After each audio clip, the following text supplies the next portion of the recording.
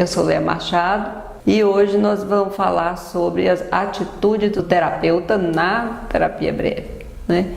Então a gente vai, já falei aqui que a gente dá ênfase muito mais no funcionamento psíquico, quer dizer, eu dou ênfase no significado que tem tanto a atitude, o não verbal, quanto a atitude verbal, o que a pessoa traz falando. Então, eu dou ênfase nessa comunicação do cliente. Se ele vem trazendo uma atitude inadequada, considerada inadequada, até por ele mesmo, a atitude do terapeuta é observar e perguntar para ele como foi para ele, o que aconteceu, qual que foi a consequência, se era isso mesmo que ele queria para a vida dele. E se ele fala assim, é isso mesmo, eu não levo desaforo para casa, eu não deixo barato e tal. Aí eu pergunto se é sempre assim, se tem momentos em que ele reage diferente. E aí quando ele fala que não é sempre assim, que tem momentos que ele reage diferente, eu então direciono o meu interesse para esses momentos em que ele age diferente e para o resultado que ele tem. Então, ao invés de combater, né, a gente vai mostrar como que ele está agindo e a consequência que ele está trazendo para a vida dele. Então, às vezes a pessoa está com uma atitude na vida que está trazendo uma consequência ruim. A consequência ruim está dando uma reação corporal, ele está sentindo medo, ou está sentindo dor de estômago, né, dor no peito, já está somatizando, porque nós temos 3 formas de adoecer. Uma é a somatização, a outra é a compulsão e a outra é o deslocamento. Então, se eu estou com medo de avião, com medo de sair na rua, com medo de elevador, é o deslocamento, né? Eu estou deslocando. Quando eu somatizo, aí me dá uma úlcera nervosa, qualquer coisa, dor de cabeça, eu estou somatizando. E também quando eu começo a comprar muito ou a comer muito, a compulsão. Então, todos esses sintomas, eles são um sinal de que algo precisa mudar. Então, é por isso que eu falo assim, que a queixa do cliente é uma fofoca, né? Porque o que precisa mudar é algo que ele vai descobrir, que ele precisa mudar, que está criando a compulsão, ou criando a somatização, ou criando o medo de alguma coisa, né?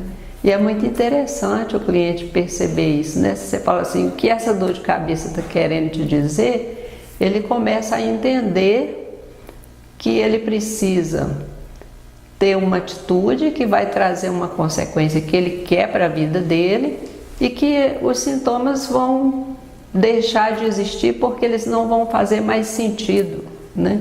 Não há mais necessidade dele ter um sinal de que algo precisa mudar. Então, por isso que a gente tem essa atenção muito mais na organização da representação dinâmica que o cliente faz do que acontece em sua volta. Vocês já devem ter ouvido falar assim, o importante é a maneira como você age com o que acontece em sua volta, né?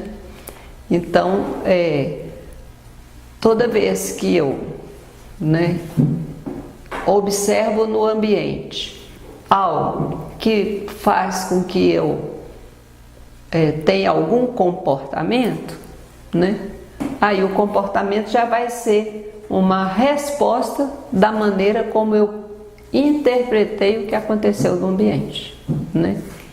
E aí, quando eu me comporto, eu uso as minhas habilidades para me comportar, né? Vamos imaginar que eu observei no ambiente, né? Cheguei num lugar, achei que o pessoal estava muito entrosado e que eu conhecia poucas pessoas, aí comecei a pensar que eu não ia ficar muito bem ali, e aí a minha maneira de comportar seria me retrair e pensar em ir embora mais cedo, né? Então, eu ia usar a minha habilidade, que é ter uma ação, né, em cima do que eu estava interpretando, do que estava acontecendo em minha volta. Mas muitas pessoas também chegam num ambiente que não conhece ninguém e aí começa a entrosar. E aí essas perguntas é que o terapeuta da psicoterapia breve vai fazer para o cliente, né? Se ele, toda vez que ele chega, ele conhece todo mundo, se já aconteceu na vida dele alguma vez que ele não conhecia ninguém, conseguiu entrosar, né? Então você vai ajudando ele a perceber que o desenrolar de um acontecimento depende de muito da maneira como a gente interpreta o que está acontecendo no ambiente. Então é o ambiente, aí eu interpreto e me comporto, comportamento. Para me comportar eu uso a minha habilidade, né, ou de me retrair ou de fazer amigos, né?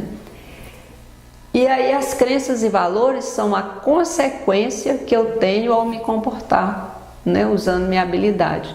Porque aí, se deu certo, eu penso que eu sou competente. Se eu não fiquei satisfeita, eu penso que para aquela situação eu não fui competente, né? Então isso é uma crença que pode ser dinâmica, mas pode ser que eu também use essa crença como uma coisa estática, né? Eu posso pensar que eu sou incompetente, que eu não dou conta, que é melhor eu desistir, né? E a terapia vai ajudar o cliente a perceber que isso é dinâmico, que toda a nossa percepção do ambiente é dinâmica e que a maneira de perceber o ambiente é que cria o estado de consciência, o estado de satisfação ou de insatisfação, né? Se eu considero que eu dou conta, que eu me sinto capaz, isso vai para a minha identidade, assim como vai para a minha identidade também se eu me sentir incapaz, né? Então a minha identidade também é dinâmica, ela depende da maneira como eu lido com as situações, pelo qual eu atendo a minha necessidade ou eu impeço o atendimento da minha necessidade, né? Então essa sequência aí, ela acontece a todo momento, sem que a gente perceba, né?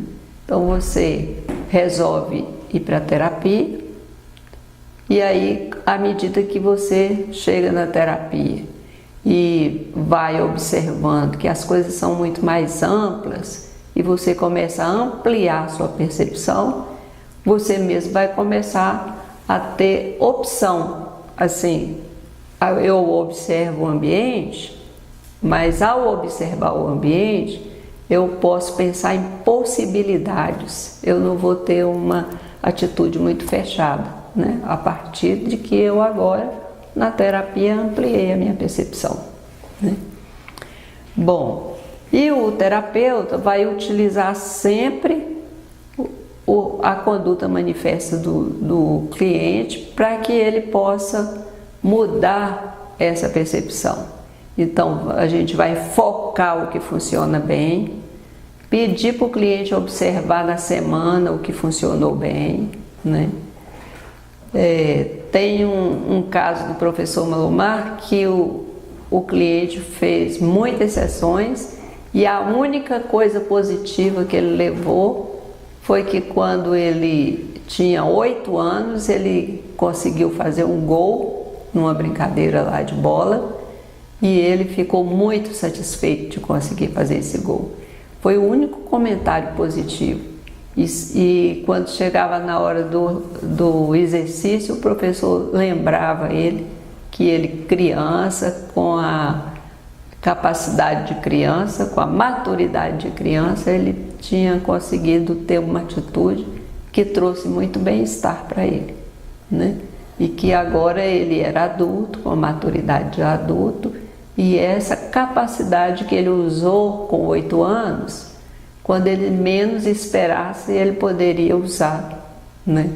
Essa mesma capacidade de ser capaz de promover uma uma consequência boa. Então a gente sempre associa a uma verdade incontestável que o cliente traz, que a gente chama de conteúdo manifesto, né? É o que ele traz e a forma dele funcionar na relação terapêutica, proporcionando essa ampliação, para que a pessoa possa, ao ampliar, né, conseguir os resultados que ela quer, né? Então, é a focalização, né, usando os recursos do ego, né, os recursos egóicos, você sempre valoriza o que ele traz, né?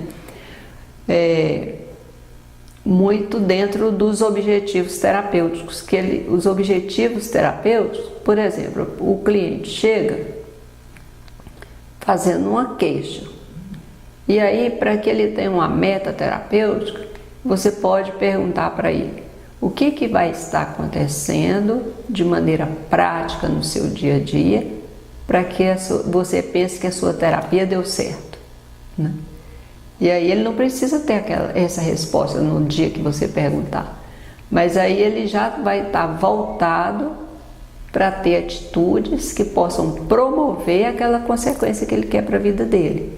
E aí isso vai ser o objetivo terapêutico, né? Ele ser capaz de promover o que ele quer para a vida dele, né? Quando ele traz sonhos, a gente então vê com o cliente o que aquele sonho pode significar para ele, de maneira não literal, né? Porque vamos imaginar que ele chegue falando, morreu alguém, né, da minha família, fulano, eu sonhei que fulano morreu, né? Aí a morte é uma mudança radical, né? Aí você vê com ele o que para ele significa a morte, como ele sonhou com a morte, né, de uma pessoa que morreu só no sonho, né, o que isso pode estar significando para ele, o que mais que ele pode imaginar que está mudando, né, internamente. E às vezes você tem uma surpresa, o cliente fala assim, agora é porque eu agora penso muito diferente, eu sou muito mais positivo, eu estou dando muito mais conta de promover as coisas que eu quero para a minha vida, né? Então a minha atitude de perceber só o que não dava certo, né, de ficar muito insatisfeito, de ficar achando que eu não ia dar conta, ou que a vida não é justa, né? Porque na verdade, e eu falo isso muitas vezes quando se faz necessário, eu falo para o meu cliente, olha, a vida não é justa. Apesar de não ser justa, a gente pode fazer o nosso melhor. E aí eu dou o exemplo de um dos terapeutas importantes da terapia breve, que é o Milton Erickson, que ele contou que quando ele tinha 17 anos, ele teve uma poliomielite, e aí ele sabia que ele não ia mais poder ser um grande fazendeiro, porque na época dele, o fazendeiro tinha que andar a cavalo, e ele não ia poder mais andar a cavalo. Mas ele pensou que ele poderia ser um grande médico, então ele pediu para a família, para ir para a cidade, para estudar, que ele queria ser um grande médico. E aí ele formou, começou a atender, trabalhava num hospital mais simples, que tinha poucos recursos, e trabalhava num hospital maior, que tinha mais recursos, com esse objetivo de ser um grande médico. E quando ele um dia estava no hospital de muitos recursos, atendeu uma moça que tinha um problema muito grave de rins. Na época que ele atendeu não tinha hemodiálise, não tinha transplante, ele não podia fazer nada pelaquela moça assim de imediato, sabia que ela ia morrer em pouco tempo e ficou muito chateado com isso. Logo depois dessa moça ele atendeu um homem que estava em coma e ele pôde ajudar. E o homem estava em coma alcoólico, então ele ficou pensando que aquilo era uma injustiça muito grande, ele poder ajudar uma pessoa que provocou o coma e não poder ajudar aquela pessoa, né, com 30 anos, a vida para frente, que não tinha feito nada para adoecer, né? E ele ficou muito preocupado com isso e depois ele começou a pensar nas gerações, né, que tinham pessoas que, os abortos, né, que a pessoa nem nascia, outras morriam no nascimento, outras na primeira infância, que nem todas as pessoas ficariam velhinhos. E aí ele descobriu que se ele quisesse ser um grande médico, ele tinha que desistir de que a vida fosse justa. E aí, quando ele estava no hospital de poucos recursos, ele parou de gastar energia com a indignação de não poder fazer mais pelo cliente. Ele gastava energia para fazer o melhor que era possível naquele contexto. E quando ele estava no hospital de muitos recursos, então ele fazia também o melhor que era possível naquele outro contexto. E assim ele pôde então ser um grande médico. Hoje ele é estudado no mundo inteiro, porque ele tinha uma forma diferente de conduzir a terapia.